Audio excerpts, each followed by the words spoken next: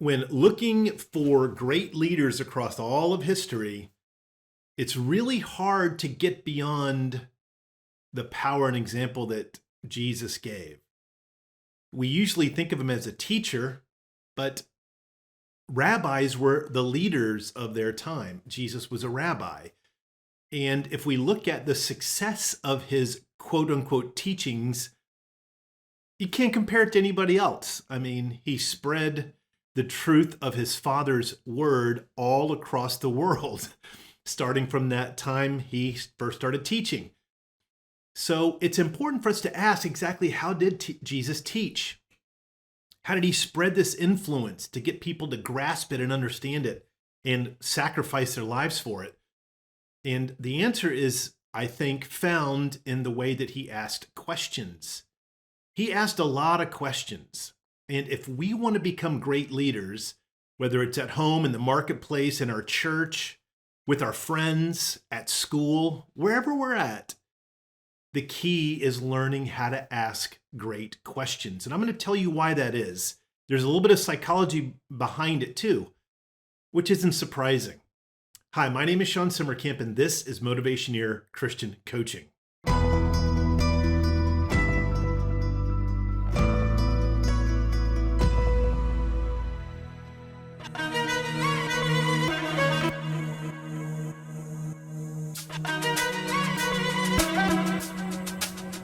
I want to start with a very key verse that I've heard people give their perspectives of what was happening when Jesus was a boy and sitting in the temple.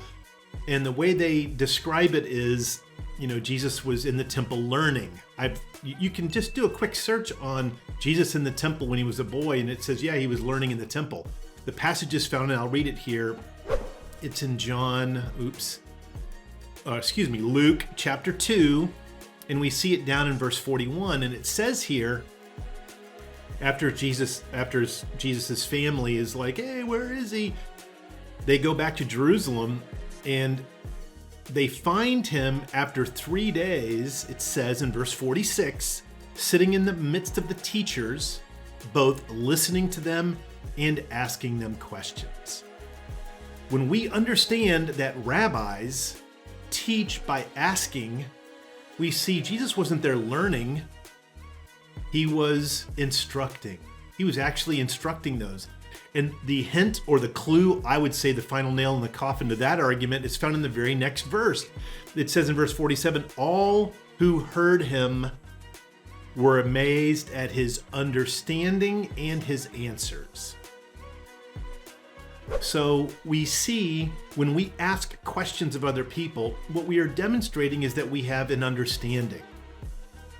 Yes, a desire to understand more, but when we're asking questions, we're demonstrating to the other person that we've listened to what they're saying and we're trying to dig deeper for their sake. That is the power behind asking questions. If you look at all the questions that Jesus asked, I think the count is 117 unique questions.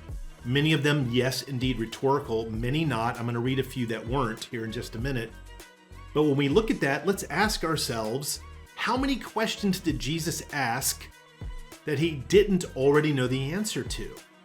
And I think that is a big fat zero, because he's asking questions to get them to understand more. Not just to demonstrate his understanding, but to help them grasp what he was teaching. Now, just a quick side note, it's important for us to remember that when we think of Jesus teaching, we often think of him lecturing outdoors, sitting on a stone in front of hundreds or thousands of people, sitting by the lake, etc. I mean, that's great insight. And of course, wow, we have so many profound insights that we can learn from that were captured in those times. Jesus as a teacher, however, was teaching the 12. And how did he teach the 12? He didn't have them sit down and memorize things. He brought them wherever he was at. And whatever he was doing, he either asked them questions or allowed people to interrupt him while he was speaking, not just the 12, Pharisees and those that were against him, people that were longing to find him also. He allowed them to interrupt him and ask their questions. And then to teach the 12, he asked questions back to the people. This is how he instructed them, and this is what we can do to be great leaders for those that God has put us over or put us with or beside, to kind of help them. In the world of coaching, we have a saying, listening is so much like loving, it's hard to tell the difference. Questions demonstrate that we're listening, and they help us listen harder. So let me read a few of the fantastic questions that Jesus asked. I purchased this master list of Jesus' questions. I can't find where it's trademarked, so I'm not going to reference it, but there's an actual copyright on it. But here's a couple of questions that Jesus asked that I think are profound. If you don't believe Moses' writings, how are you going to believe my words? What a profound question. He was basically addressing that question to a large group that was in front of him. I mean, think about how they went home thinking about the questions that he asked them. Here's a couple more. Jesus stopped and called them, "What do you want me to do for you?" This is a brilliant one, because sometimes when we're at work, we think we know why someone is approaching us, or even if they ask us a direct question, we can usually benefit them and the results that we give them by saying, hey, what is it that you actually want or wanting me to do? How can I help you, kind of thing. Then Jesus said, and this is in Matthew 21, when the owner of the vineyard comes, what will he do to those tenants? So he's telling this parable and then asks them a question to kind of help them in their thinking. What's the owner going to do when he comes back? And this is in Matthew 7:5. How can you say to your brother, let me take the speck out of your eye, when all the time there is a plank in your own? What a great, deep question to help us explore. Okay, you're wanting to take a speck. What do you do about the plank that's in yours? Okay, a plank in my eye. I'm kind of digging at something in there, in them. Maybe the shortcoming is really in me. Here's another one, I think one of the most profound ones. It's in Matthew 5:46. If you love those who love you, what reward will you get? That is worth actually stopping to answer. These are not all rhetorical questions. Yes, he asked a lot of them, but they're not all rhetorical. So, psychologically speaking, where does the benefit of asking questions come from? First of all, when we ask people questions again, or maybe not again, for the first time, to emphasize it, instead of telling them answers, which all of us want to do, me included, we help them self-discover. And a lot of research shows that people will drastically change what they discover about themselves more often and in a prolonged way than what they are told. Questions help people self-discover. This also, I think the right word is enhance. It enhances our credibility with the people that we're interacting with. It shows a humility that we care to ask them questions. We want to hear more about what's going on in their mind than expressing what's going on in ours, right? This is the credibility part. Another thing is, when people do come to insights on their own through self-discovery, they will have a higher probability of sticking to the change.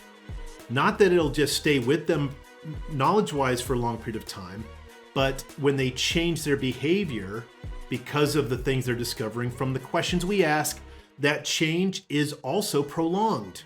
Another one, when we ask questions, it inspires more questions in the person that we're asking. We want, by asking questions, to become a better leader. We want them to learn how to ask questions of themselves. And when we ask questions, it inspires them to start thinking of questions to ask themselves. Certainly when we're not around, but definitely in the middle of the conversation. And then the last one I want to point out psychologically, it helps the person come up with answers that make more sense to them. Why? Because when we tell people answers, we're doing it from our own perspective, our own experience, our own life situations, and it's not going to be in their voice. But when we ask questions and they're starting to answer the question, they hear that answer in their own voice. And that is what's going to make most sense to them. So asking questions will help them come to a deeper understanding much quicker as well.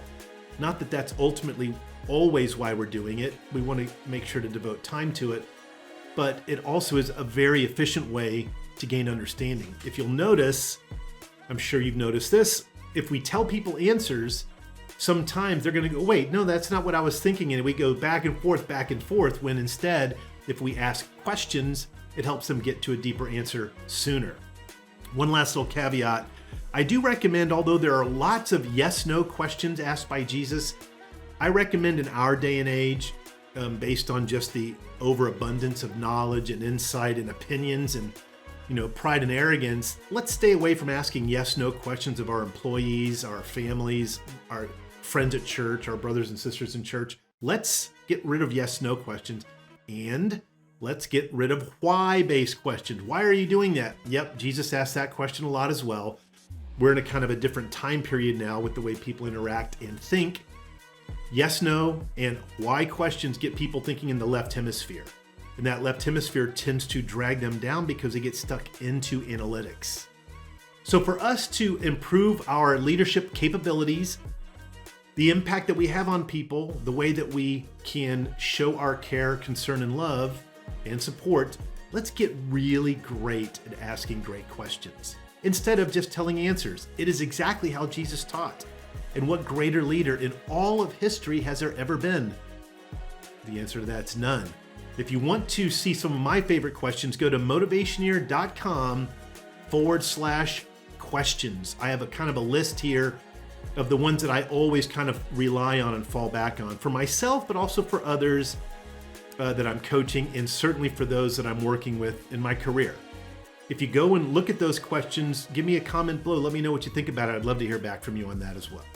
Thanks for watching. Please like and subscribe for 2 new videos each week. Tell me in the comments below about your career situation, and I'll make a video for you with a shout out. You can also become a member at Motivationeer.com. Your career is not just a way to make a living, it's a way to transform the world.